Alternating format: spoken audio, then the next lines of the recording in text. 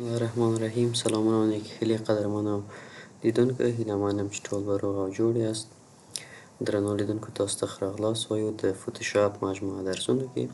په دغه درس کې غواړو چې په خپلو تصاویرو یا په خپل پروژو کې مختلف اشکال او اجسام ترسیم کړو. د مثال په ډول که چیرې زه راشم خپل فوتوشاپ صفحې ته، او د مثال په ډول موږ او تاسو غواړو یو ستوری رسم کړو په خپل پروژه کې، یا هغه ستوري ته یو بل شکل ورکړو. د مثال په ډول غواړو یو الیپس یا څلورڅلي رسم کړو، همدغسې یو دایره رسم کړو. څنګه کولی شو مختلف دایرې او نور مختلف اجسام، یا څنګه کولی شو دغسې یو شکل ولرو که هغسې شکل نه غواړو، څنګه کولی شو لیکنه یا دغسې یو شکل ته خپل هغه تصویر برابر کړو. نو د دې دپاره زه راځم خپل پروژې ته یا نیو ډاکومنټ ته.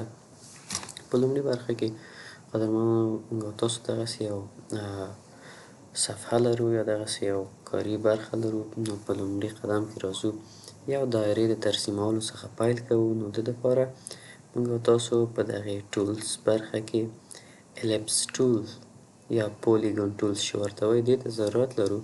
په دې باندې زه کلیک کوم او پورته یې کش کوم. موږ او تاسو اوس دپاره الیپس ته ضرورت لرو او الیپس زه انتخابوم.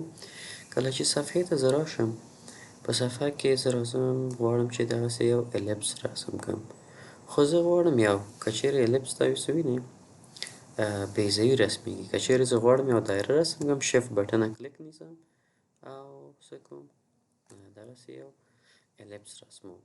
نو د دې دپاره قدرمنو لیدونکو، که چیرې غواړو د دې رنګ تغییر کړو، هم کولی شو له دغې څخه د دې رنګ بدل کړو، هم له دغې برخې څخه. زه راځم دې باندې کلیک کوم. د کلیک کولو څخه وروسته دغسې یو بله صفحه خلاصیږي، او د هغه څخه وروسته که چیرې زه وغواړم چې دغسې یو جدول ماته خلاص شي، نو دغلته کلیک کوم. د دې څخه وروسته زه کولی شم مختلف رنګونه دې ته ورکړم. د مثال په ډول زه غواړم دغسې یو رنګ یا دغسې یو رنګ زه دې خپل تصویر ته څه کړم، خپل جسم ته زه ورکړم او نه استفاده وکړو. اوکې بټنه باندې کلیک کوو. تاسو وګورئ زموږ او ستاسو د تصویر رنګ بدل شو. خو که چیرې قدرمنو لیدونکو وغواړو چې دغه سایز یې لږ څه رالو شي، بیا پوهېږئ د کنټرول ټي څخه استفاده کوو. تاسو وګورئ بعد دغه نه که چیرې له دغې څخه نه د دغې زاویې څخه چې او شفت بټنه باندې کلیک کوم، تاسو وګورئ زموږ او ستاسو ته تصویر بیرته د موف په واسطه داسې کوو، موف کوو. د مثال په ډول زه غواړم چې دغلته دې ته موقعیت ورکړم، په دغه برخه کې مې دې ته موقعیت ورکړ. بیا راځو قدرمنو لیدونکو، غواړو یو دانه څلورڅلي یا الیپس رسم کړو. بیا راځو الیپس ټولز ته. دلته د ریکتنګل څخه استفاده کوو او دلته زه یو ریکتنګل ترسیموم. مثال په ډول مو دغسې یو ریکتنګل ترسیم کړ. د ده رنګ هم تغییریږي. زه مثلا غواړم چې خپل تصویر ته راځو، غواړو دغسې یو خاکي رنګ ورته انتخاب کړو یا نسبتا آبي رنګ ورته انتخاب کړو. د اوس دپاره تر څو توپیر وشي له نورو برخو سره، مثلا لږ څه یې تیاره کوو، مثلا دغسې دا مې تیاره کړه. خو یو څه زه بېرته غواړم خپل دغه تصویر چې دغلته موقعیت لري اجازه راکړئ ماته، زه دې برخې نه ووځم، د موف په واسطه بېرته دغه برخه کلیک کړم، لږ څه دا دې خواته راوړو. قدرمنو لیدونکو دغې موقعیت کې ورته قرار ږدو او دې نه بېرته خارجي کړو. یو څو اپشنونه په دغه برخه کې موږ او تاسو لرو قدرمنو لیدونکو، چې څنګه کولی شو د خپل الیپس. تاسو وګورئ چې کله زه کلیک وکړم په دې باندې، موږ او تاسو دپاره دغسې یو جدول خلاصیږي چې دې په واسطه موږ او تاسو کولی شو دې ته مثلا دغسې څنډې ورکړو. که چیرې زه وغواړم اول خو په دغه برخه کې که چیرې دلته ضخامت د خطوط زه وغواړم چې خطونه دې څخه چاپېر شوی وي زما د دغې تصویر څخه، مختلف ډوله خطونه او لاینونو څخه زه استفاده کولی شم. ضخامتونه لري، دا مثلا ضخامت یې تاسو غواړئ چې کیفیت یا د دې تصویر دغه ضخامت تاسو وینئ، یا شفافیت یې تغییر تبدیل شي کولی شي ورنه استفاده وکړئ. مثلا سټروک دپاره مختلف رنګونه تاسو ورکولی شئ. مثلا یو څوک غواړي دغه کنارې ته یې دغسې سور رنګ ورکړي، دغې کنارو ته هم استفاده کولی شو ورنه. او تر څنګ یې اوس غواړو چې که چیرې غواړئ دغه څنډې بدلې کړئ نو تاسو له دغې موقعیت څخه تاسو وګورئ. که چیرې موقعیت ته اجازه راکړئ، تاسو وګورئ قدرمنو لیدونکو، د دغې په واسطه زموږ او ستاسو هماغه الیپس دغه څنډې څه کېږي، تغییرات پکې رامنځته. مثلا دغې څنډې ته زه غواړم دغسې یو حالت ورکړم، نو دغسې نو تاسو کولی شئ دې نه استفاده وکړو. اوس غواړو چې په دغې برخه کې دغسې یو شکل رامنځته کړو. بېرته راځو، څنګه کولی شو؟ راځو د همدغه خپل جسم چې الیپس 1 نومیږي، د همدې څخه څه کوو قدرمنو لیدونکو؟ یو ډوپلیکیټ اخلم زه، ډوپلیکیټ لیر رایټ کلیک کوو پې، ډوپلیکیټ لیر په څخه وروسته موږ تاسو ته وایي یو نوم ورته انتخاب کړئ. نوم یې همدغه الیپس 1 کاپي صحیح ده، زه پکې تغییرات نه راوړم. بیا د موف په واسطه راځو قدرمنو لیدونکو الیپس 1 کاپي کېاستو، لږ څه داسې کوو، تغییرات ورکوو. دغه موقعیت مثلا زه ورته انتخابوم، تقریبا دغسې یو شکل به ورته برابر کړو. دا هم اجازه راکړئ چې په خپل ځای کې وي. زه اوس بېرته الیپس 1 ته راځم او الیپس 1 څه کوم؟ لږ څه ښکته کوم، نه بلکې دغسې برابروم چې دغه شکل ځان ته غوره کړي. اوس راځم د الیپس 1 رنګ ته تغییر ورکوم. مثال په ډول زه غواړم دغسې یو بانجاني رنګ ځان ته غوره کړي. اوکې پې وهم، تاسو وګورئ دغسې موږ تاسو ته هغه سلو سلو دغه شکل چې ما مخکې پرې کار کړی و دا برابرېږي، خو لږ څه باید داسې شي، ضخامت یې کم شي. تاسو وګورئ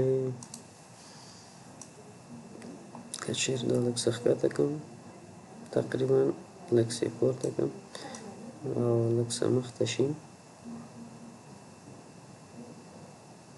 دا لږ څه مخته راوړو او ورپسې دا لږ څه مخته راوړو.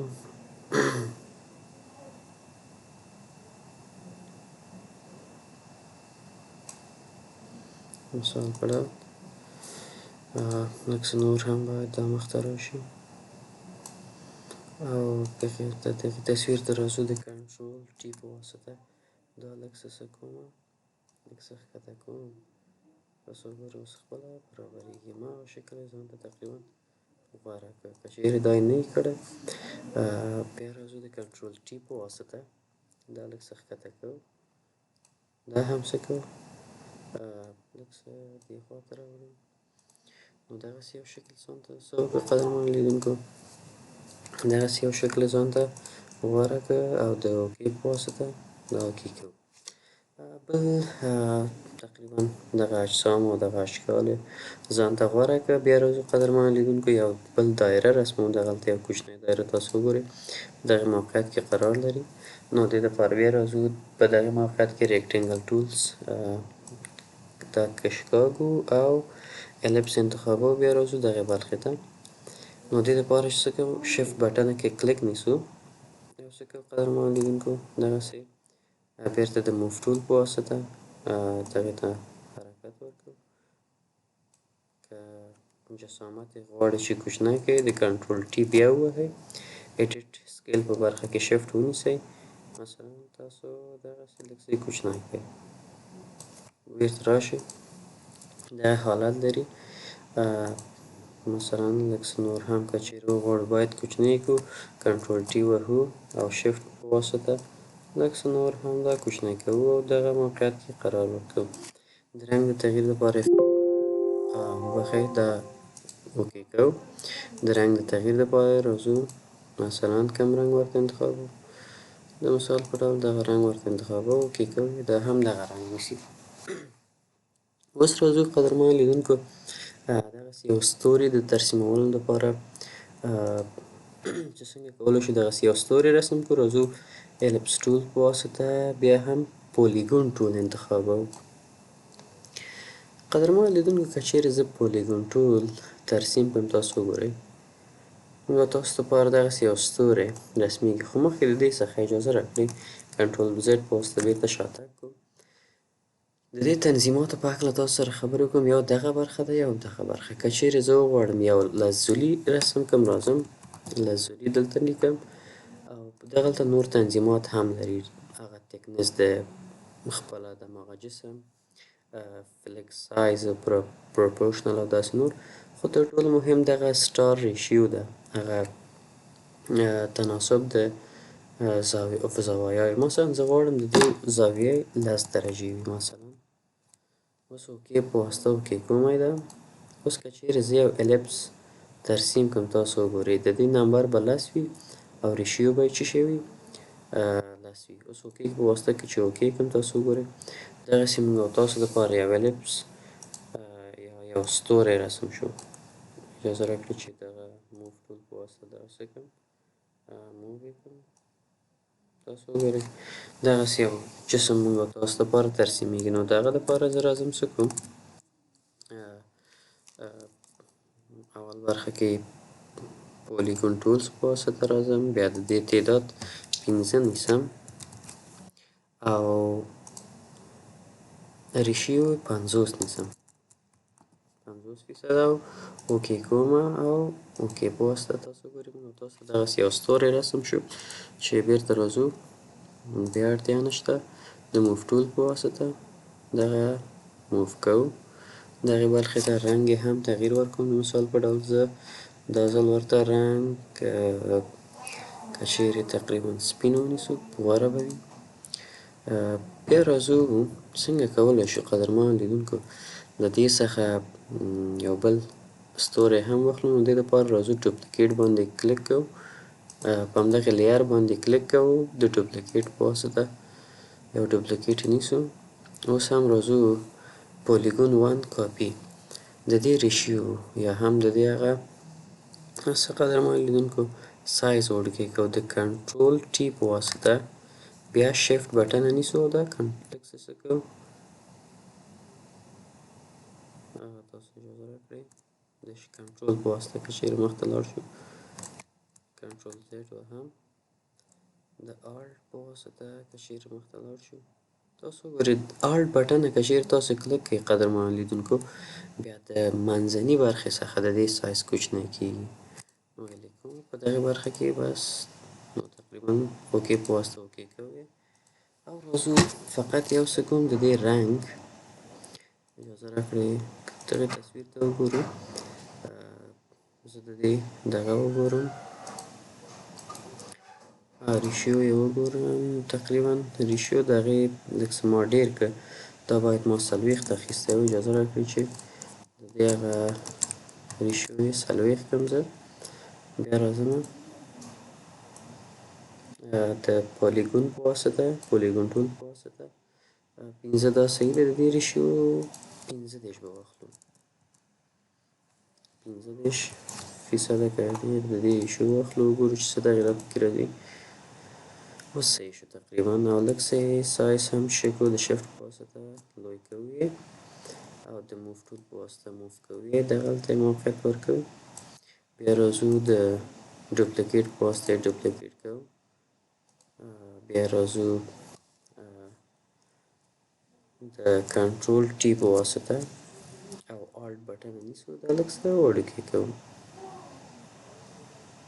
دغسې یو شکل ورکوو. بیا یې راځو دا اوکې کوو. رنګ ته یې راځو، رنګ یې هم دغه برخه یې رنګ ورته انتخابوو د دواړو دپاره، اوکې کوو یې. او اوس راځو دغه بل لیاو ته، لیر ته یې راځو، دا هم څه کوو، دغه سپین رنګ ورته انتخابوو. لږ څه شفافیت څه کوو له دغې برخې څخه. قدرمنو لیدونکو اجازه راکړئ موږ دغلته یوه برخه لرو، کولی شو د دې په واسطه د دې شفافیت څنګه کړو، لږ څه یې راکم کړو. مثلا تاسو وګورئ شفافیت یې کم شو، وینئ دا دغه سرحد کې به یې پرېږدم بعد د دې نه. تاسو وګورئ لږ څه د دې شفافیت هم کم شو. نو تاسو بیا کولی شئ لږ څه موو به کړو دغه منځنی ستوری. بیا تاسو کولی شئ قدرمنو لیدونکو مختلفو حالتونو څخه په استفادې. اوس هم دا صحیح نه دی راغلی ځکه ما زاویه یې د دې ډېر کړي بیخي. بیا تاسو کولی شئ چې منظم بیکار وکړي، ځکه مخکې ما د دې هغه زوایای تقریبا ۴۵ اخیستی و، دې کې مې ۴۵ واخیسته، توپیر یې وکړ. نو سلو سلو قدرمنو لیدونکو نور هم پیکار کوو.